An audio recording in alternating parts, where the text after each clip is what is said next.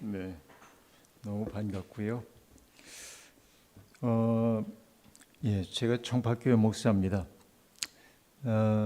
세종 청파교회 하여튼 같은 청파의 이름으로 모이는 교회에 와서 말씀을 전하게 되니까 제 교회에 있는 것처럼 편안하고 또 뿐만 아니라 설렘도 있는 게 이제 사실입니다. 여러분들과 사실은 길지 않은 시간이죠. 오늘하고 내일하고 양이 들 동안 이야기를 하는데 사실은 이렇게 담을 넘는 사람들 주제를 저한테 주고 이 말씀 준비해 주십시오라고 얘기하는 교회는 처음이었어요. 이제 보통은 뭐 무슨 말씀이든지 전해 주십시오 그러는데 이렇게 주제를 정해 주어서 담을 넘는 사람들은 도둑들이죠. 되게 이렇게 농담으로 그런 생각을 이제 해봤습니다.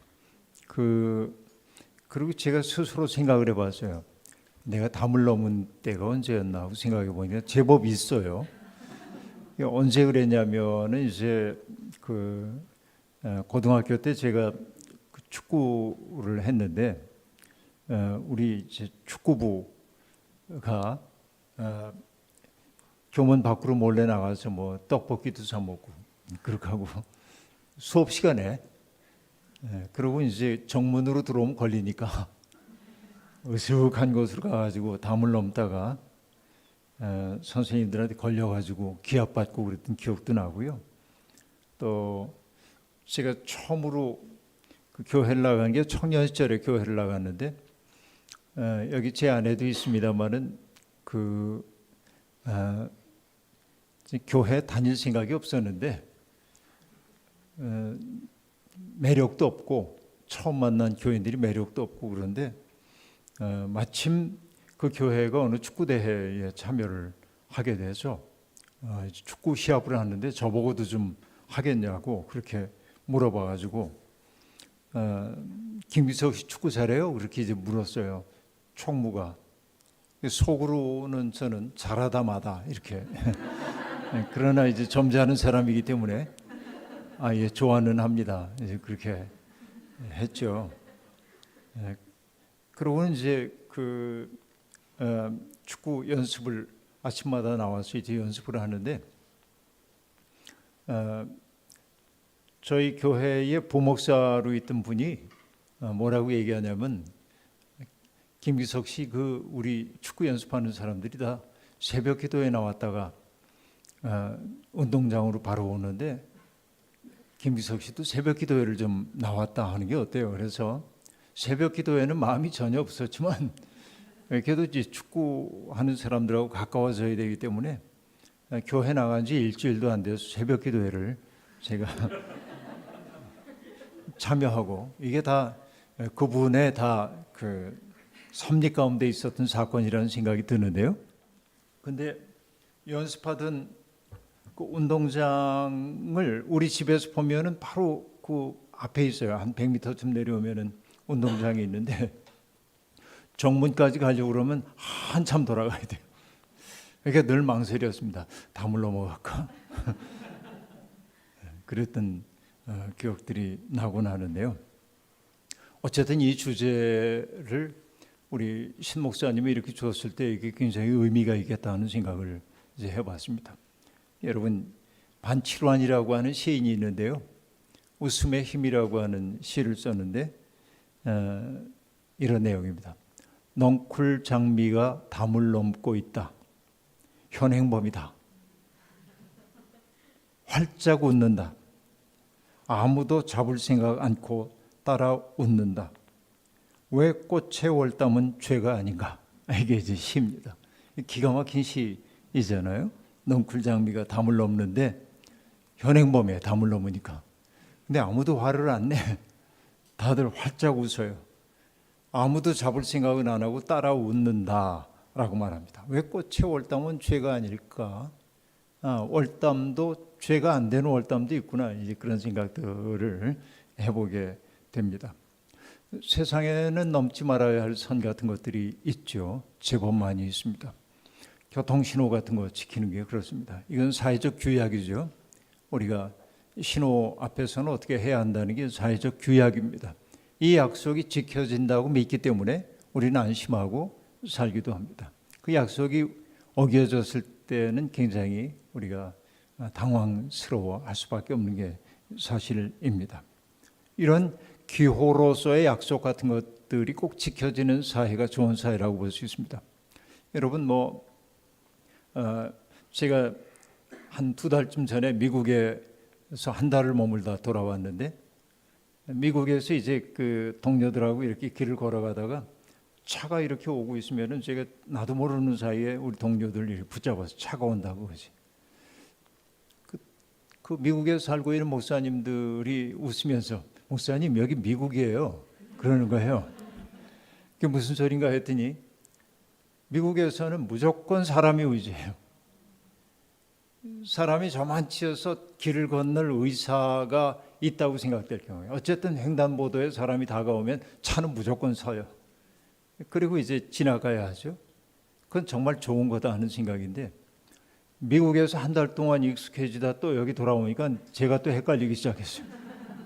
차가 오는데 이렇게 가면 차가 저 건방진 사람 왜 안 차에게 자리를 양보하지 않아 이런 그 태도들을 보인단 말이에요. 이게 우리 세상입니다. 어릴 때부터 우리가 이상한 그 동요를 불러서 그래요. 따르릉 따르릉 비켜나세요. 저기 가는 전호인 꼬부랑노인 우물쭈물하다가는 큰일 납니다. 이게 얼마나 폭력적인 노래였는지 모릅니다. 근데 애들에게 우리가 그걸 가르쳤거든요. 그러니까 자전거가 우선이에요. 빠른 게. 문명의 이익이 자전거가 우선이고 사람은 언제나 양보를 해야 되는 거죠. 못된 노래입니다. 이거 우리 폐기 처분하도록 노력을 해야 할 것 같아요. 이 교통 문화만 좀 바뀌어도 좋겠다 하는 생각이 들기도 하는데요. 사실은 이제 넘지 말아야 할 선들이 굉장히 많이 있는데 아까 우리 나무엔 김성호 집사님이 디에트리 보네퍼 목사님 얘기를 했는데 철망에 손을 이렇게 대고 있는 그리고 이제 선한 능력으로를 불러줬습니다. 그 얘기를 딱 듣는 순간 떠올랐던 이야기가 있는데요. 2차 세계대전 말기에 포로 수용소에 잡혀있는 사람들 가운데 원인 모를 질병을 시름시름 앓는 사람들이 있었습니다. 근데 검사를 해봐도 의학적인 소견이 안 나오는 거예요. 그런데 분명히 그들은 아파해요. 그리고 기력을 잃어가요. 희망이 없어요. 그때 많은 그런 환자들을 진료했던 의사가 그 병 이름을 붙였어요. 그 병의 이름이 뭐냐면 barbed wire disease라고 말하는데 barbed wire는 철조망을 얘기하는 겁니다. 철조망 병이라는 거예요. 그러니까 내가 여기에 철조망이라고 하는데 갇혀 있다라고 하는 생각이 나는 희망이 없어. 나는 여기에 갇힌 사람이야. 나갈 수가 없어. 늘 철조망만 바라보고 있는 사람들이 걸리는 절망의 병이었다라고 하는 얘기죠. 그 아우슈비츠 수용소에 갇혔던 사람들이 자기들의 수용소 경험을 담아가지고 썼던 책들을 읽다 보면 엠네 케르테스라고 하는 사람이 운명이라고 하는 책에서 얘기합니다. 이 수용소 밖으로 나갈 수 있는 방법이 3가지가 있다고 얘기합니다. 첫째는 뭐냐면 탈출하는 거예요. 그러나 탈출은 거의 불가능합니다. 그것은 이제 탈출하는 건 거의 불가능한 상황이고, 두 번째는 뭐냐면 죽으면 나갈 수 있다는 거예요. 그래서 사람들은 이 수용소에서 탈출하고 싶어가지고 죽음을 선택하는 경우도 제법 많이 있었다 하는 얘기. 세 번째는 뭐냐면 상상력을 통해서 나가는 거예요. 그러니까 과거에 내가 전쟁이 일어나지 않았을 때 가족들과 함께 저녁 시간을 보냈던 그 일들을 상상해 가면서 언젠가 이게 회복될 거야 라는 소망을 품고 상상력을 통하여 이제 극한의 고립감에서 벗어났다는 얘기를 하기도 합니다. 그런데 그 barbed wire disease라고 하는 것이 걸리는 사람들의 특색은 뭐냐면 늘 철조망 안에만 바라보고 사는 거예요.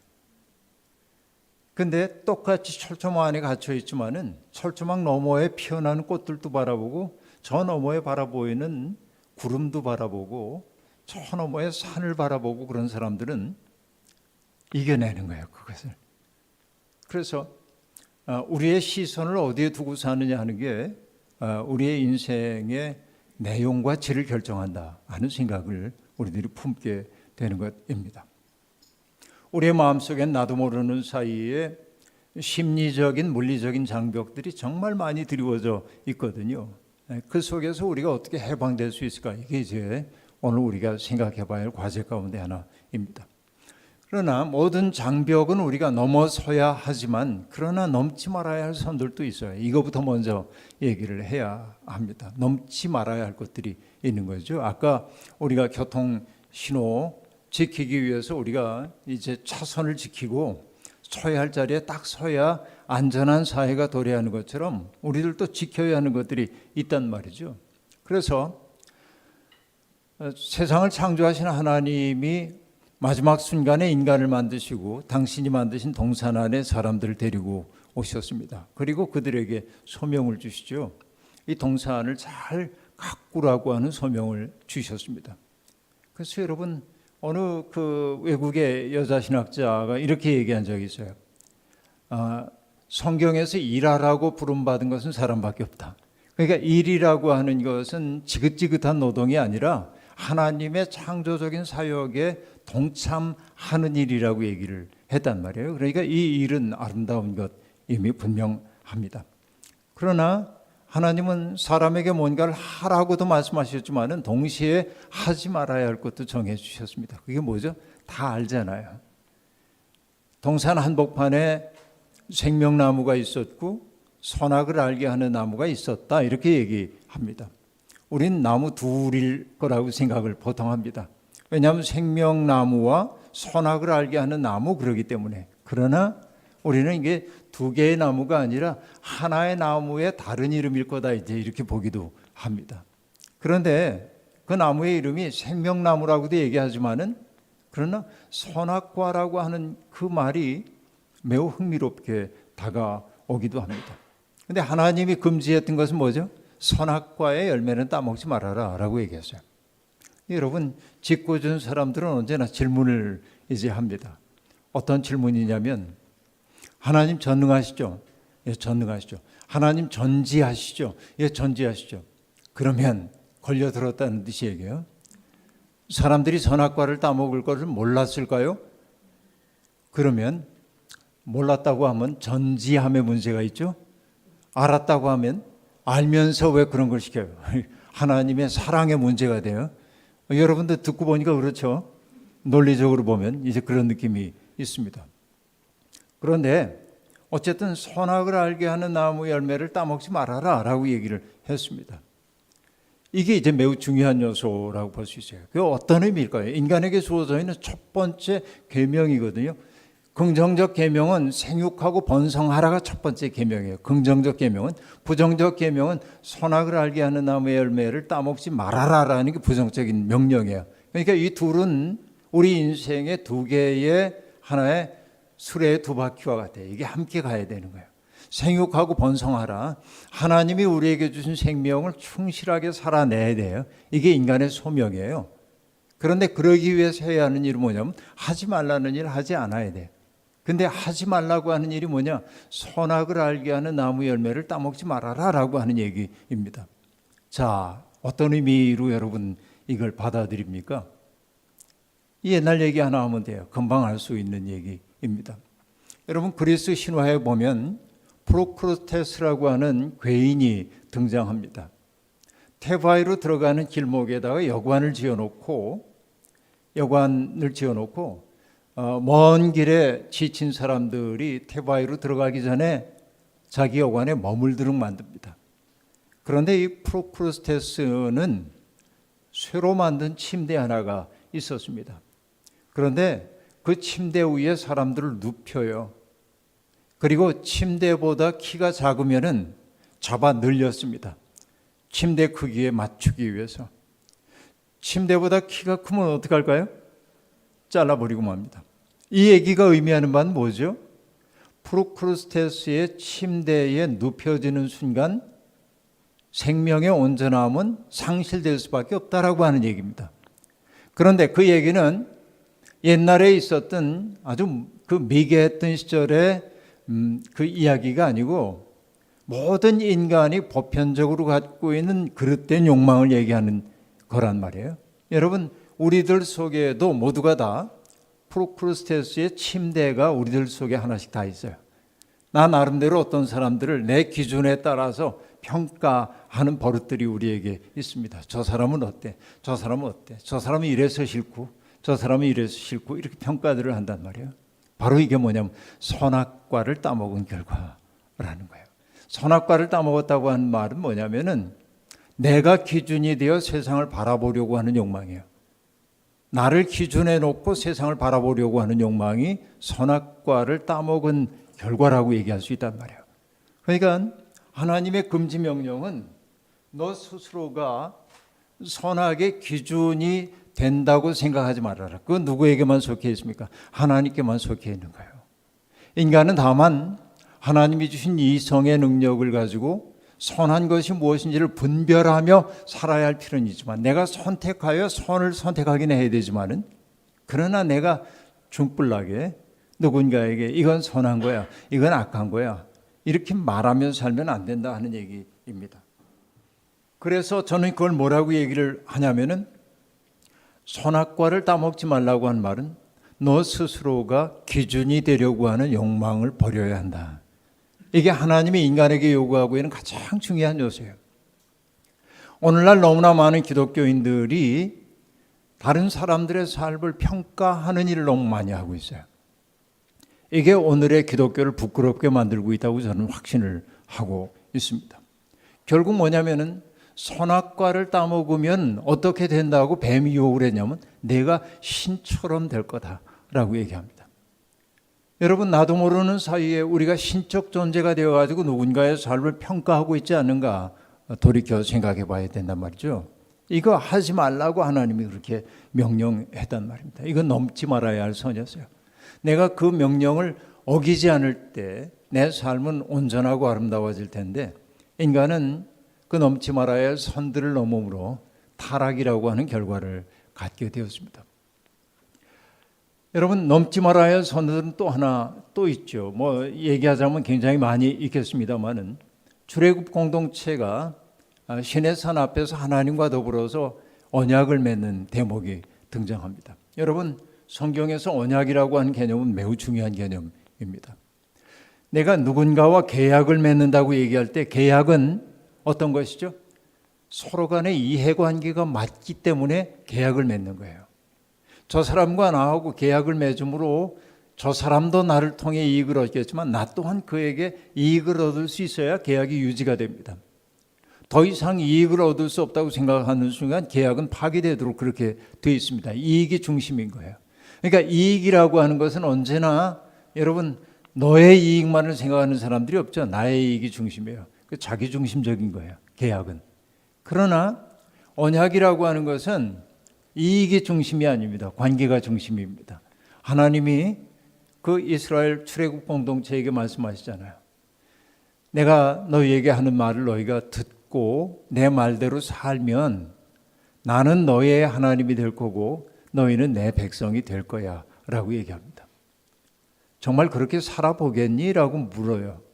여러분, 출애굽기의 시내산 언약에서 제가 제일 감동하는 것 가운데 하나는 이런 것입니다. 세상을 창조하신 하나님, 그 온 우주를 창조하신 그 하나님이 노예로 살아왔던 노예민들에게 당신의 뜻을 일방적으로 부과하지 않는다는 데 있습니다. 뭘 하고 있어요? 동의를 구하고 있어요.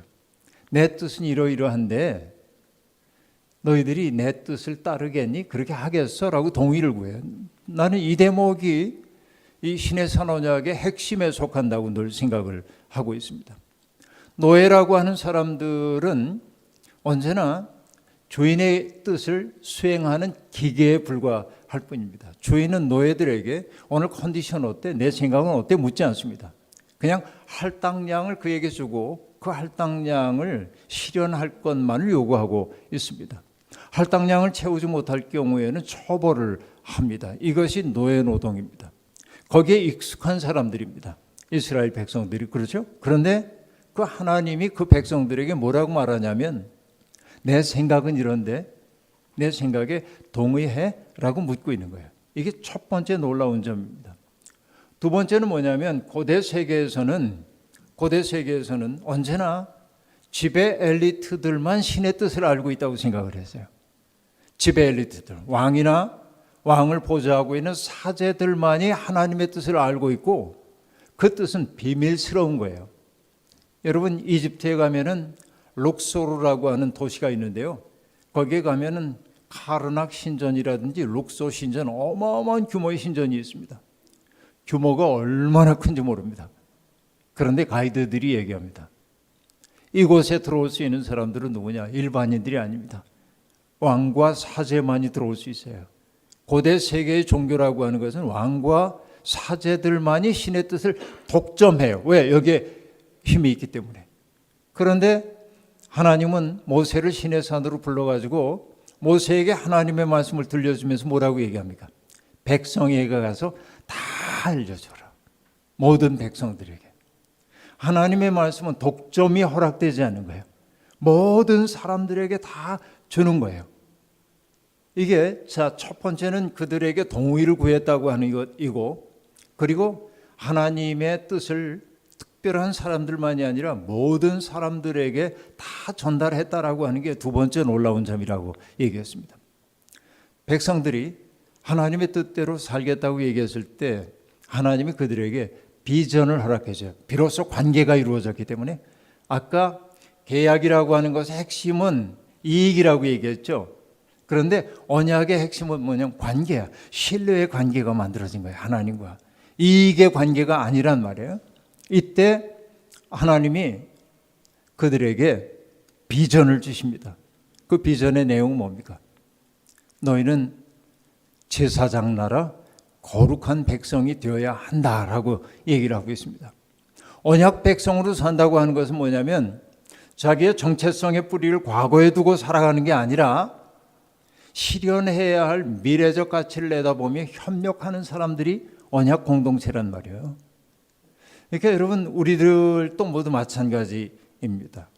언약 공동체 속에 속한다고 하는 말의 의미는 과거에 우리가 친밀한 관계였기 때문에 우리가 공동체야, 그런 얘기가 아니고 함께 바라보고 있는 목표가 있기 때문에 그 목표라고 하는 건 뭐예요? 거룩한 사람이 되는 데 있어요. 모든 사람들 앞에 하나님을 소개하기 위한 제사장 나라가 되는 거란 말이죠. 이게 하나님이 기뻐하시는 일이에요. 그런데 여러분, 하나님이 이렇게 그 백성들을 언약으로 초대하면서, 그러나 그 백성들이 하나님을 함부로 생각하면 안 되기 때문에 경계를 정해줍니다. 모세에게 얘기합니다. 너는 백성들에게 알려서 이 산 위로 백성들이 올라오지 못하게 경계를 정해주려는 겁니다. 일단은. 그리고 뭐라고 얘기하냐면 백성들은 목욕을 하고 옷을 깨끗하게 갈아입고 사흘째 되는 날을 기다리려는 거예요. 그러니까 여러분, 우리들이 하나님 앞에, 거룩 앞에 선다고 하는 것이 얼마나 두렵고 떨리는 일인지를 백성들이 알아야 돼요. 자, 조심할 게 뭐냐면 하나님은 모든 백성들에게 당신의 뜻을 보편적으로 알려주기를 원하시지만은, 그렇다고 해서 하나님이 누구나 와라 그러고선 다 개방하고 누구나 와, 뭐 별거 있어? 다 똑같이 뭐 이렇게 안 한다, 그 얘기야. 뭐 때문에 그럴까요? 하나님이라고 하는 그 절대 세계 앞에서 인간들이 경외감을 잃는 순간 세상이 시장바닥이 될 것임을 너무나 잘 알아요. 하나님이. 이게 중요한 거예요. 그래서 경계를 딱 만들어주고 있는 것을 알 수 있는 것입니다. 여러분, 경계선이 없는 세상은 정말 슬픈 세상입니다. 1970년대 또 80년대 초반에 민주화 운동을 하던 사람들이 경찰에게 쫓기고 그러다가 피난처로 찾아 들어갔던 곳이 어디냐면 명동성당입니다. 명동성당 안에 일단 들어가면은 경찰들은 더 이상 성당 경내로 들어오지 않았어요. 거기에 자기들이 찾는 사람들이 있는 것을 알지만 들어오지 않았습니다. 왜? 그곳이 거룩한 공간이라고 서로 인정했기 때문이에요. 독재 정권 시절에도 이런 일은 일어났습니다. 그러니까 나는 이게 인간들이 만들어낸 지혜라고 생각합니다. 공간적으로 보자고 한다면 거기 들어간다고 무슨 일 벌어지겠어요? 그러나 마음속에 우리들이 하나의 경계를 만들어 놓고 여기는 거룩한 공간, 여기는 속된 공간, 그런 거예요. 마치 여러분 우리가 좋은 명산에 있는 절에 가다 보면은 처음에 일주문이라는 게 나오잖아요. 일주문. 여기서부터 사찰의 경례입니다 라고 하는 걸 보여주죠. 예수 믿는 사람들은 그냥 들어가잖아요. 경치 좋네요. 그러고 들어가잖아요. 근데 불교 신자들은 거기 일주문에 들어갈 때 여러분 어떻게 하는지 아세요? 합장도 할 뿐만 아니라 온 매무새를 단정하게 다 하고 가. 왜? 자기가 구별된 공간 안에 들어오고 있다는 사실을 인식하기 때문에 그런 거란 말이죠. 여러분 성당에 들어가는 사람들도 보셨죠? 마리아상 앞에서 십자가 성문을 걷고 기도하고 가잖아요. 그게 잘하고 못하고 얘기하는 게 아니에요. 그들에게는 어떤 공간에 대한 그런 지각이 있었다라는 얘기입니다. 여러분 예배당에 들어올 때는 어때요? 휘적휘적하고 그런 거 아닌가 생각해 보는 거예요. 여러분 넘지 말아야 할 선이라는 건 또 있습니다. 사무엘하 6장에 보면은 다윗 임금이 이제 정말 그 왕으로서 권력의 기반을 든든하게 이제 만들어 놓고 나서는 다윗이 생각을 해요. 내가 지금 이제는 그 권력의 기반을 확고하게 닦았지만은 한 가지가 부족하다고 느낍니다. 그게 뭐냐? 나의 왕권을 야훼 하나님이 얼마나 깊이 나를 백업하고 계신지를 사람들에게 보여주고 싶어요. 그러다 다윗의 머릿속에 딱 든 생각이 뭐냐면은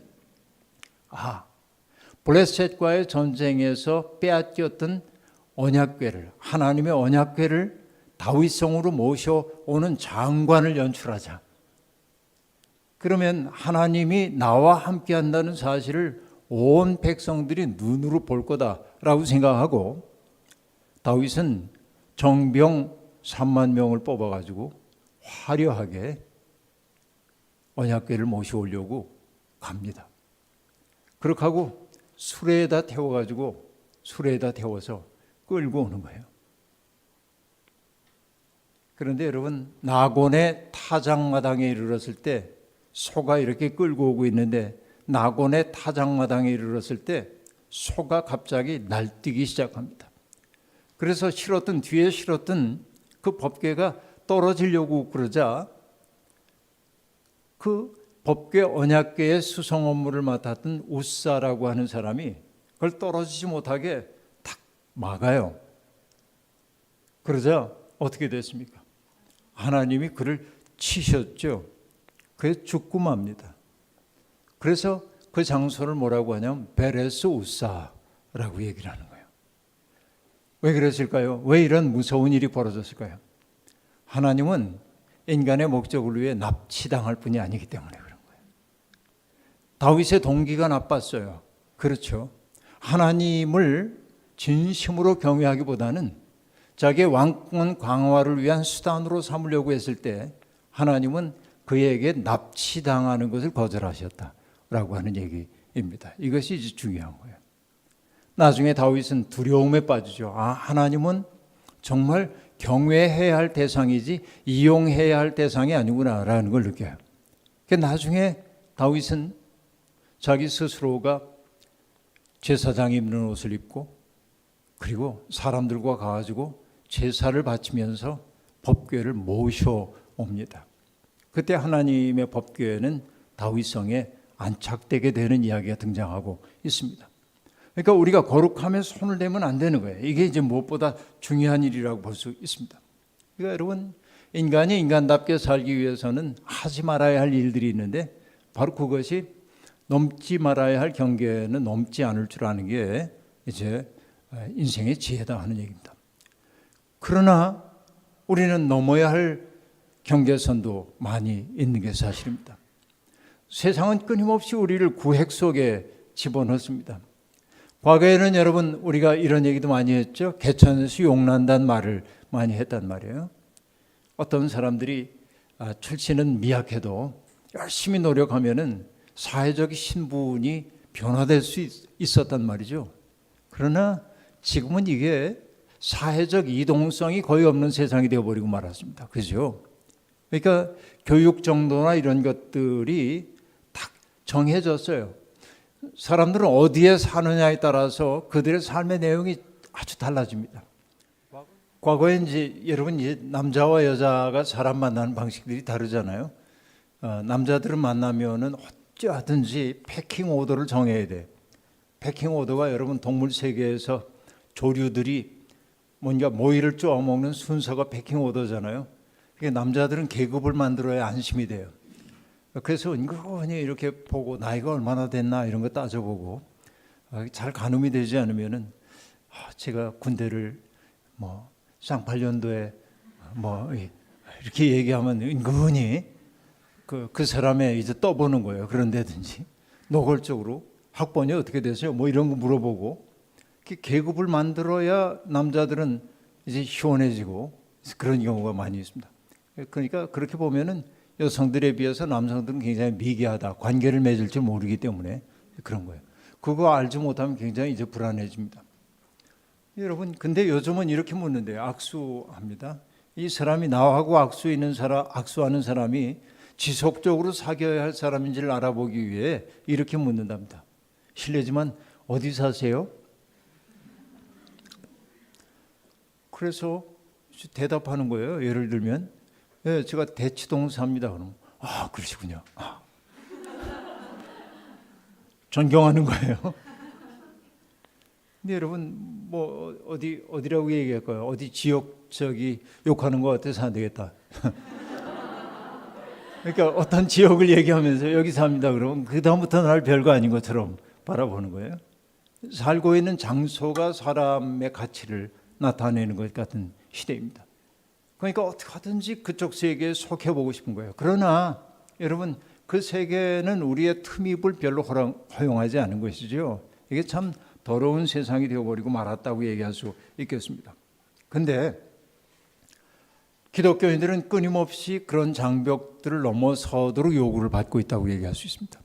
오늘 읽지는 않았지만 여러분 잘 아는 대목입니다만은 창세기 12장에 보면은 하나님이 아브라함을 부르실 때 뭐라고 얘기하냐면 너의 본토 친척 아버지 집을 떠나라는 거잖아요.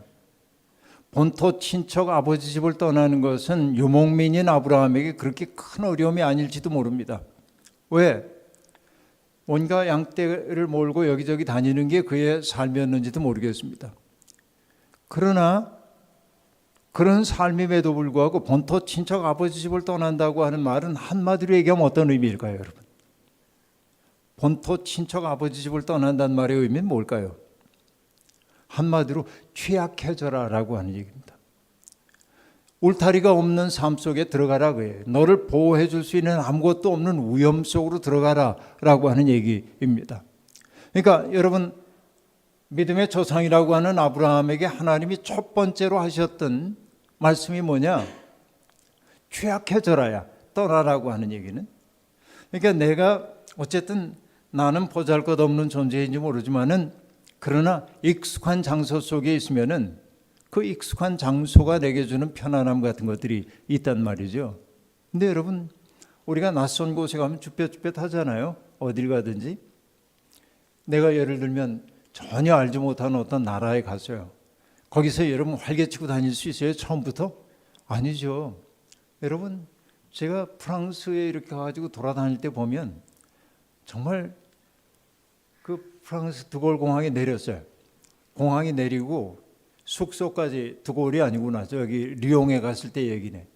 리옹으로 이렇게 갔는데 공항에 숙소까지 가야 하는데 이 교통편을 어떻게 해야 되는지 알 수가 없어. 그래서 거기에서 이제 뭐 트램 같은 걸 타려고 이러고 있는데 어떤 사람이 쓱 다가오는 거예요. 그랬더니 어디 가냐고. 그래서 리옹역 있는 데 간다고. 그러니까 저기 차를 타래.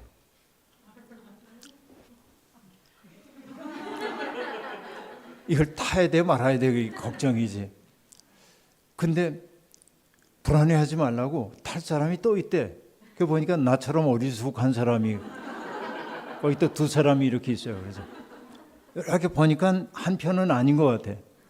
여차하면은 이 사람하고 협력해가지고 여기 제압할 수 있겠지. 그래가지고 이제 탔는데 건들건들해요, 기사가. 근데 트램을 타고 가는 비용보다 약간 저렴해, 그 사람이 내리는 게. 근데 가는 내내 불안해요. 나를 어디 으슥한 데로 끌고 가는 거 아닐까, 온갖 불안함이 떠오릅니다. 이게 약간 히피 같은 사람인데 어쨌든 아르바이트 하는 거 맞았어요. 내가 가야 하는 곳을 정확히 내려줬어요. 근데 뭐냐면 모르니까 내가 불어도 못하고, 그러니까 취약해지잖아요, 그렇게. 근데 그 다음 날부터 그 안에서 움직이는데 전철을 타야겠는데, 전철 타려면 우리 뭐 카드로 표를 사든지 그러면 좋잖아요. 아니면은 뭐 가서 돈 내고 카드 표를 사면 좋잖아요. 근데 이 뉴욕역에서는 동전으로만 살 수 있어, 자판기에서. 근데 동전이 어디 있어요? 표를 사려니까 뭘 해야 됩니까? 괜히 밖으로 나와가지고 가게가 있나 해가지고 먹지도 않는 사탕 하나 사고 거스름돈 받아가지고, 이게 프랑스 전역이 그런 게 아니라 거기만 그런 거예요. 나한테 익숙하지 않은 거예요. 익숙하지 않은 장소에 가게 되면 내가 바보가 아닌데도 바보가 된 것처럼 느껴져요. 그리고 늘 뭐냐면 내게 호의를 베풀어 줄 수 있는 사람이 있는가 두리번거리는 거예요. 그렇잖아요. 취약한 사람이 된다고 하는 건 뭐죠? 나를 지켜줄 사람이 없기 때문에 누군가의 호의에 의지하여 살 수밖에 없어요. 그런데 누군가가 내게 호의를 베풀기 위해서는 내가 뭐 해야 합니까? 나 스스로도 그에게 뭔가를 줄 수 있어야 합니다. 이게 중요한 거죠. 여러분, 사티시 쿠마르라고 하는 사람이 있는데, 사티시 쿠마르라는 평화운동가인데 어느 날 신문을 보다 충격을 받습니다. 여러분도 알만한 버트란트 러셀이라고 하는 수학자이자 철학자가 85세 때인가 핵무기 철폐를 요구하는 시위에 가담했다가 붙잡혀서 경찰에 체포됐다는 소식을 봅니다. 85세 노인이. 사티시 쿠마르는 충격을 받습니다. 이 노인이 핵무기 철폐를 위해서 이렇게 노력을 하고 있는데 젊은 우리는 뭐하나. 그래서 친구 하나와 자기의 영적 스승이라고 얘기할 수 있는 비노바 바베라고 하는 사람을 찾아갑니다. 그래서 선생님, 우리가 그 당시만 해도 전 세계 8나라가 핵무기를 가지고 있었는데, 핵무기를 가지고 있는 8나라에 가서 핵무기를 철폐하라고 하는 평화 시위를 하려고 합니다. 선생님, 혹시 제게 해주실 말씀 없습니까? 그러자 사티시 쿠마르에게 비노바 바베가 2가지 얘기를 합니다. 첫째, 너는 정말 평화를 위해 가는 것이니 육식을 하지 말고 채식을 하며 그 순례를 하도록 해라 라는 게 첫 번째 요구였습니다. 힌두교도였기 때문에 그런 요구를 했을 겁니다. 두 번째는 뭐냐면 일체 돈을 가지고 가지 말아라. 돈 한 푼도 가지고 가지 말래요. 마치 예수님이 제자들을 선교 여행에 보내시면서 했던 것과 똑같은 요구를 지금 하고 계신 겁니다. 돈 없이 어떻게 8개국을 여행합니까? 그런데 비노바 바베가 그렇게 얘기했기 때문에 사티시 쿠마르는 그렇게 하겠습니다 하고 가는데 걸어가는 거예요. 근데 먹어야잖아요. 근데 먹을 돈이 없잖아요. 그러니까 그가 해야 하는 일은 뭡니까? 누군가가 자기들을 맞아들여 가지고 밥 한 끼 주도록 만들어야잖아요. 그러기 위한 뭘 해야 돼? 낯선 사람들하고 관계를 맺어야 하고, 그들에게 자기들이 걸어왔던 삶의 이야기를 들려주고, 그래서 그들이 호의를 가질 때 들어와서 식사하라고 얘기하고 잠자리도 제공해 주는 거예요. 근데 사티시 쿠마르가 얘기합니다. 만약에 우리 주머니에 돈이 있었다고 한다면 먼 길을 걸어가 가지고 지쳐 있을 때 맨 먼저 할 일은 뭡니까? 호텔을 찾고 따뜻한 목욕할 수 있는 물이 나오는지를 확인하고 그렇게 갈 거래요. 돈으로 해결할 거라는 거예요. 그러나 돈이 한 푼도 없었기 때문에 그곳에 가서 나는 나를 도와줄 선의를 가진 사람이 누구인가를 바라볼 수밖에 없었고, 그리고 그의 선의를 맞아들일 만한 사람인지 나를 노출해야만 했고, 이것이 관계를 만들었고 평화를 만들었다는 거예요. 8나라를 다 돌았어요. 사티시 쿠마르가. 난 여기에 핵심이 있다고 이제 보게 되는 건데, 그러니까 취약해질 때만 사람들은 뭐가 될 수 있냐면 복의 매개가 될 수 있어요. 그러니까 아브라함에게 내 본토 친척 아버지 집을 떠나 내가 내게 지시할 땅으로 가라라고 얘기했고, 하나님이 그에게 아브라함에게 주셨던 약속이 뭐냐면 너를 저주하는 사람은 나도 저주하겠고 내게 복을 비는 사람에게 내가 복을 주겠다라고 얘기하면서 아브라함의 소명이 뭡니까? 너는 복의 근원이 될지라라고 얘기합니다. 근원이란 말은 적절한 번역은 아니고요, 복의 매개가 되어라라고 하는 것이죠. 너를 통해 나의 복이 사람들에게 흘러가게 살려는 거예요. 누구만 할 수 있다고요? 취약해진 사람만. 그러니까 여러분, 내가 안정된 자리에 이렇게 있을 때는 취약에 빠진 사람들이 안 보여요. 나 스스로가 연약함 속에 있을 때 비로소 누군가를 돕게 된단 말이죠. 여러분, 소돔 성과 고모라 성을 하나님이 이제 멸망시키려고 할 때 소돔 성 앞에, 성문 앞에 있었던 아브라함의 조카인 롯이 낯선 나그네들을 보고 자기 집으로 영접합니다. 왜 영접했겠어요? 나그네 서름을 너무나 잘 알기 때문에 그런 거예요. 취약해진 사람이기 때문에 나그네로 거기에 오고 있는 사람들이 얼마나 어려움을 겪고 있는지를 알기 때문에 자기의 집을 문을 연 거예요. 그들을 맞아들였어요. 그런데 소돔성 사람들이 와가지고 밤중에 그 사람들 내놓으라는 거예요. 그러자 롯이 나와가지고 이러지들 말라고, 이러지 말라고, 내 집에 오신 손님에게 이러지 말라고 얘기합니다. 그때 소돔성 사람들이 롯에게 하고 있는 얘기는 뭡니까? 아니, 너도 떠돌이 주제에 어디서 우리 지도자 노릇하려고 그래? 아무리 내가 그곳에서 정착하여 돈을 벌고 산다 할지라도 롯은 떠돌이에 지나지 않았단 말이에요. 그러니까 연약함 속에 있는 사람만 연약함을 돌볼 수 있는 능력이 있다라고 하는 얘기입니다. 바로 이것이 떠나라고 하는 말의 의미인 거예요. 나의 편안함의 자리 속에 있을 때는 누군가에게 복을 매게 할 수 없는 거예요. 이게 이제 중요한 거라고 볼 수 있습니다. 아브라함은 끝없이 떠돌았죠. 하란으로 갔고, 세겜으로 갔고, 베델의 동쪽으로 갔고, 네겝으로 내려갔고, 애굽으로 내려가게 됐습니다. 그가 얼마나 취약해졌는지를 성경이 보여줍니다. 아브라함은 두려웠어요.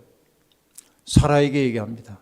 당신이 아름답기 때문에 바로가 나를 죽일지도 모르니 당신이 내 누이라고 합시다. 얼마나 비겁해요.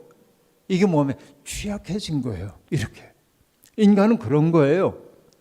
근데 이 일은 여러분 나중에 그랄 왕 아비멜렉에게 똑같이 나타나잖아요. 그랄에 와가지고 블레셋 지경에 와서도 아브라함이 사라에게 똑같은 일을 한단 말이에요. 당신을 내 아내가 아니라 누이라고 합시다. 틀린 말은 아니지 않소? 이러면서. 이게 아브라함이잖아요. 그래요. 그러니까 여러분, 누군가의 환대에 기대어 살 수밖에 없는 취약해진 존재예요. 그래서 여러분, 창세기 18장에 보면은 아브라함이 어느 날 자기의 집 장막 앞에 이렇게 있는데 문득 눈을 들어보니까는 낯선 세 사람이 자기 앞에 오는 것을 봤습니다. 그러자 아브라함이 그들 앞에 나가가지고 마치 종처럼 엎드려요. 그리고 이렇게 얘기합니다. 내 집에 오셨으니 들어와서 좀 쉬시고 제가 물을 좀 떠올 테니까 손과 발을 씻으시고 음식을 만들어 올 테니 음식을 잡수시고, 그리고 아브라함이 하는 그 다음 얘기가 뭐냐면 마음을 상쾌하게 하신 후에 떠나소서라고 얘기합니다. 이 대목이 매우 중요한 대목입니다. 아브라함이 자기의 고향을 떠나서 그렇게 취약해져 본 경험이 없다고 한다면 떠돌이가 되어 자기 앞에 당도한 그 사람들을 그런 마음으로 맞아들일 수 있었을까 생각해 보는 거죠. 그럴 수 없었을 겁니다. 그래서 아브라함은 그들에게 물을 떠다 바치고, 종들이 하는 일이잖아요. 물을 떠다 바치고, 그리고 아내에게 떡을 만들어 오도록 하고 양을 잡아가지고 음식 만들어 푸짐하게 대접합니다. 우리가 알죠? 그 나그네가 누구였는지. 하나님의 사자들이었잖아요. 그래서 그들이 대접을 잘 받고, 그리고 여러분, 그 아브라함이 그 음식을 차려놓고 그 다음에 뭐라고 얘기하냐면 아브라함이 그들이 먹고 있는 그 옆에 기다리고 서 있었어요.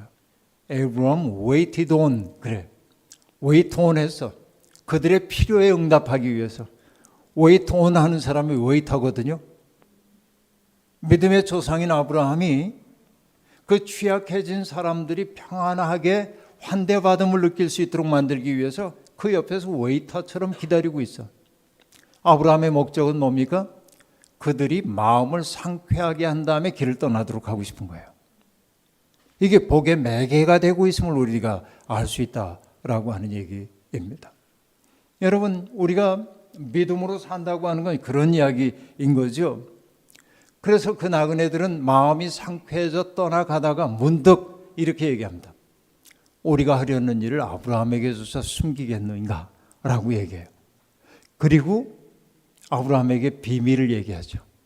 사실 우리는 지금 소돔을 향해 가고 있고 소돔에서 들려오는 그 끔찍한 소문이 사실인지를 보고 멸망시키려고 한다는 거예요. 그때 아브라함이 했던 얘기가 무엇입니까? 하나님의 사자에게 얘기하죠. 그래요. 그 더러운 세상은 망하는 게 마땅하죠. 나만 아니면 되니까. 이런 얘기 아니잖아요. 아브라함이 두려움을 무릅쓰고 얘기합니다. 의로운 사람을 악인과 함께 죽게 하는 게 하나님의 의로움에 합당합니까? 소돔 성에 만약 의인 50이 있다면 어찌하시렵니까? 그 50일 이나요 멸망시키지 않겠다.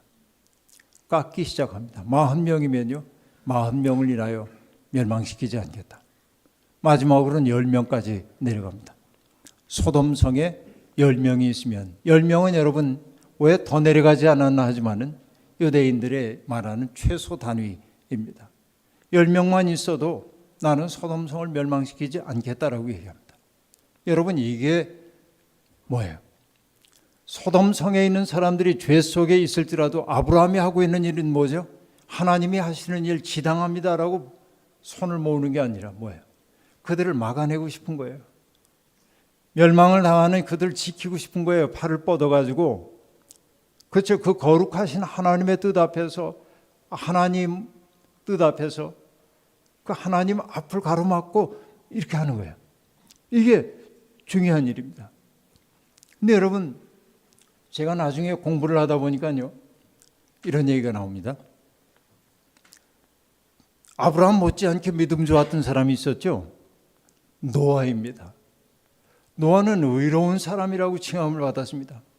모든 사람들이 죄악 속에 빠져 있을 때 노아는 아주 의로운 사람이었다고 얘기합니다.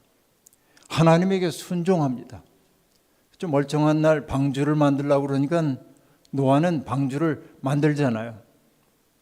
비가 내리지 않는데도 방주를 예비했단 말이에요.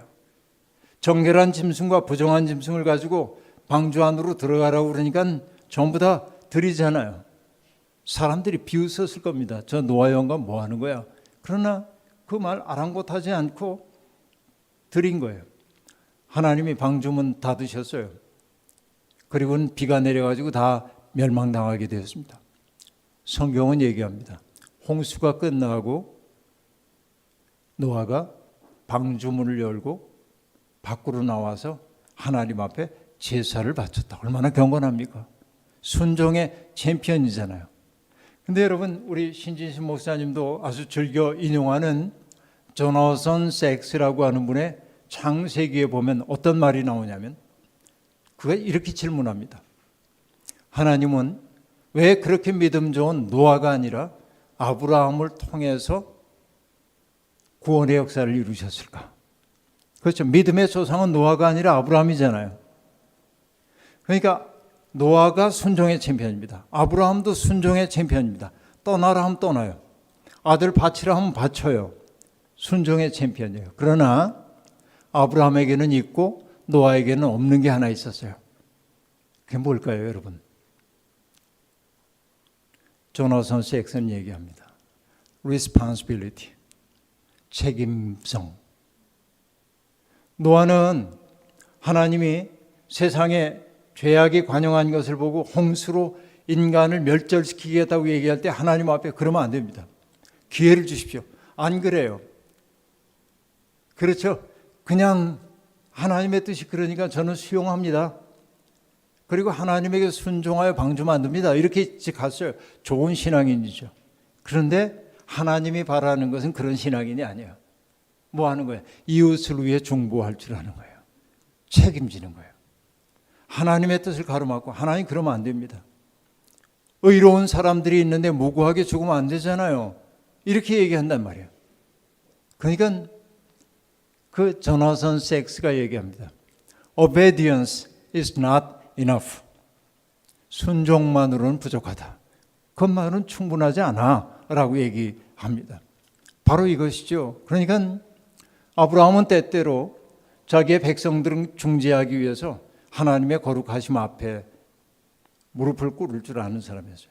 하나님에게 노라고 얘기할 줄도 아는 사람이었단 말이죠. 이게 경계선을 넘어서는 것이라고도 볼 수 있겠습니다. 자, 경계선을 넘는 이 얘기를 이제 하고 있는 건데, 이스라엘 역사에서 가장 고통스러웠던 시간이 어떤 경험인지 여러분 혹시 아십니까? 바벨론에 의해서 예루살렘이 멸망당하고 성전이 파괴되는 경험을 했던 경험입니다.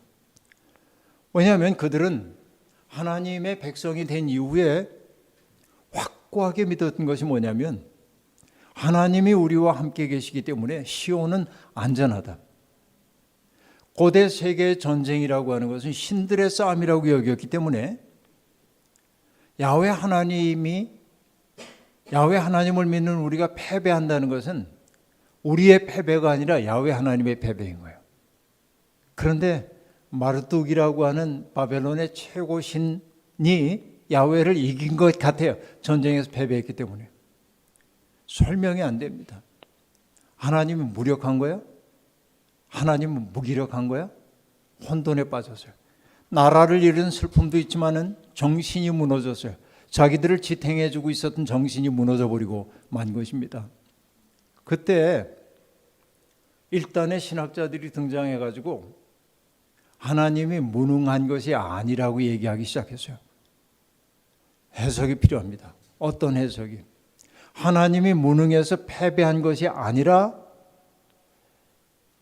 이스라엘 백성들이 하나님과의 언약을 지키지 않았기 때문에 하나님이 그들을 징계하신 것이고, 징계의 도구로 바벨론을 삼으셨을 뿐이다.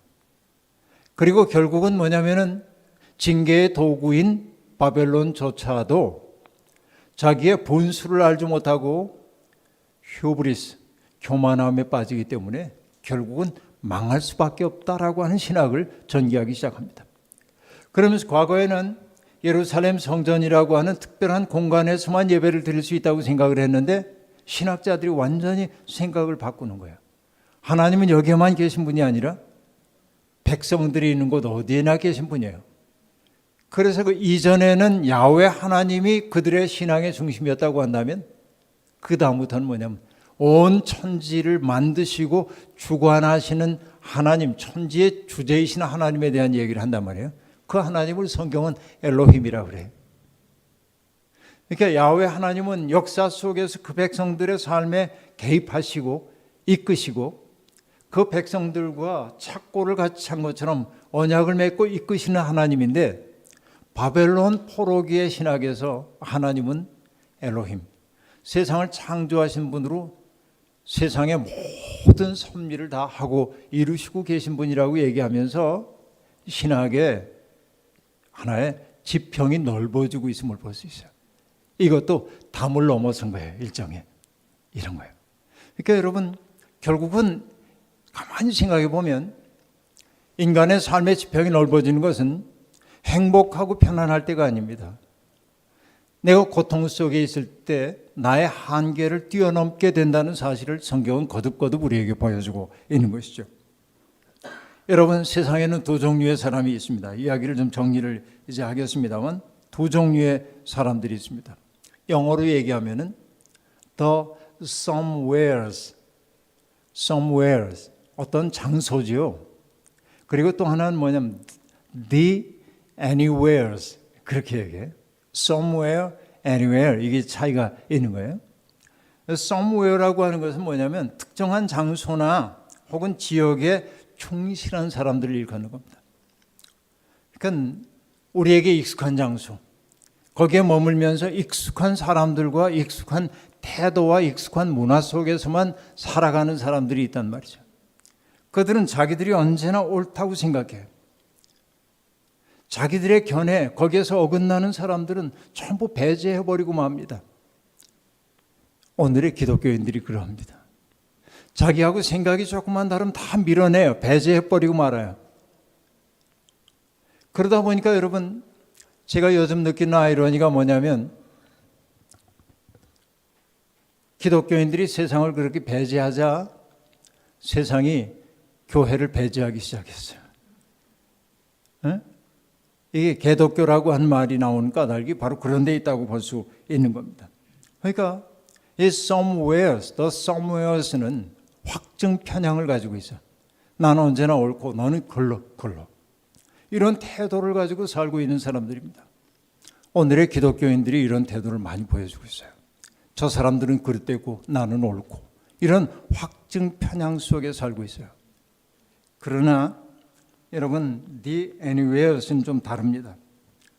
그들의 정체성이라고 하는 것은 늘 변화 가능해요. 새로운 장소, 새로운 도전에 자기를 개방해요. 여러분, 하나님을 믿는다고 하는 것은 금방 얘기했던 것처럼 두 가지 태도를 내면하고 사는 것이라고 얘기를 했는데, 지켜야 할 경계선은 정확하게 지켜야 되고, 하나님이 우리에게 주셨던 그 경계선을 위반하지 않기 위해 노력을 해야 한다는 얘기가 첫 번째였고, 그러나 기독교인들은 인간이 인위적으로 만들어 놓은 그 경계선들을 넘어설 수 않은 개방적 태도가 필요하다고 얘기했고, 바로 그것이 뭐였어요? 하나님이 아브라함을 불러서 본토 친척 아버지 집을 떠나라고 얘기했을 때 그 떠난다는 말의 의미를 저는 하나로 요약했죠. 기억나세요? 어떤 말이었습니까? 취약해져라. 내가 취약하지 않고 내가 강하다고 생각하는 순간 여러분, 우리는 오만에 빠지기 쉽습니다. 다른 사람들을 아까 얘기했던 프로크루스테스의 침대 위에 눕히는 일들을 자행하면서 합니다. 그런데 내가 취약해졌을 때 비로소 우리는 내가 누군가의 호의에 의해 살 수밖에 없다는 사실을 알게 되고, 그 때문에 누군가가 내게 호의를 베풀어 주는 것처럼 나 또한 누군가에게 호의를 베풀며 살 수밖에 없는 인생임을 알게 돼요. 그때 비로소 뭐예요? 인생이 고마움임을 알게 되는 것이죠. 그런 것입니다. 여러분, 오늘 첫째 날은 바로 이런 성경에 등장하고 있는 근원적인 장벽을 떠나는 이야기, 아브라함의 이야기를 가지고 얘기했습니다. 내일은 예수님 이야기 할 텐데, 이 대목이 이제 하나의 가장 중요한 우리 기독교적 정체성이 무엇인지를 돌아볼 수 있는 좋은 기회가 되리라고 생각하고요. 여러분, 지금 있는 자리에서 무조건 떠나십시오라고 하는 얘기는 아니고, 공간을 떠나는 것만이 떠남이 아닙니다. 나에게 익숙하고 내가 편안하고 이게 내 생각이라고 생각했던 이 속에서 자꾸 떠나요. 여러분, 헬만 헤스의 데미안의 유명한 구절을 여러분 잘 아시죠? 새는 하나의 세계라고 얘기합니다. 알은 하나의 세계입니다. 알이 하고 있는 역할은 두 가지예요. 하나는 뭡니까? 아직도 자라야 하는 생명을 보호해 준 역할을 합니다. 때때로 우리는 이렇게 어떤 somewhere에 머물러야 합니다. 그러나 여러분, 이 알은 보호하기도 하지만은 결국은 새로운 생명이 탄생하기 위해 뭐 해야 돼? 깨져야 되는 거예요. 그러니까 여러분, 나는 보호받는 자리에만 있어서는 안 되고 깨져야 하고, 그 깨짐을 통해서 커지는 거예요. 나의 영혼이 커지고 나의 그릇이 커지고 나의 생각이 커지고, 커진다고 하는 것은 어떤 이야기죠? 타자를 위한 여백이 내 속에 많아지기 시작하는 것을 의미해요. 하나님을 믿는 사람들은 이렇게 좁은 사람이어서는 안 됩니다. 하나님을 믿는 사람은 여백이 많은 사람이어야 합니다. 어떤 사람이 이렇게 다가올 때 훅 맞아들일 수 있어야 합니다. 오늘 여러분은 어떻습니까? 그런 여백이 많은지요? 세상엔 미움이라고 하는 경계선, 이 경계선이 너무 아주 날카롭게 서 있는 세상입니다. 이것을 넘어서는 사람들이 바로 믿음의 사람들임을 잊지 말기를 바라고, 이런 계기를 통해서 우리의 삶도 또한 깊어지기를 주의 이름으로 축원합니다. 자비로우신 하나님, 오늘 우리에게 주신 이 귀한 말씀을 마음에 새기고 살겠습니다. 넘지 말아야 할 경계선도 있지만은 반드시 넘어야 하는 경계선도 있음을 우리들이 깨달았습니다. 익숙한 세계만 머무는 한 우리의 영혼은 조불아함을 면할 수가 없습니다. 자아를 중심으로 살아가는 사람들은 타자들에게 가시와 같은 역할을 할 수밖에 없습니다. 하나님은 우리에게 마음 넓은 사람이 되라고, 다른 사람들에게 여백을 허락할 줄 아는 사람이 되라고 말씀해 주십니다. 때때로 우리가 고통을 겪는 까닭은 그 고통이라고 하는 선물을 통해서만 우리가 커질 수 있음을 우리는 뒤늦게 깨닫곤 합니다. 우리가 겪는 모든 고통이 다 아름다운 고통이라고 말할 수는 없지만, 그러나 그 고통을 통하여 더 큰 영혼을 이루는 것이 우리의 인생의 과제임을 깨닫습니다. 오늘 이 자리에 동참한 모든 사람들이 바로 그런 경험을 통하여 점점 생각하는 바가, 살아가는 바가 확장되게 도와주시고, 누구를 맞이하든지 넉넉하게 품할 줄 아는 품넓은 사람들이 되어 살아가도록 복내려 주옵소서. 예수님의 이름으로 기도하옵나이다.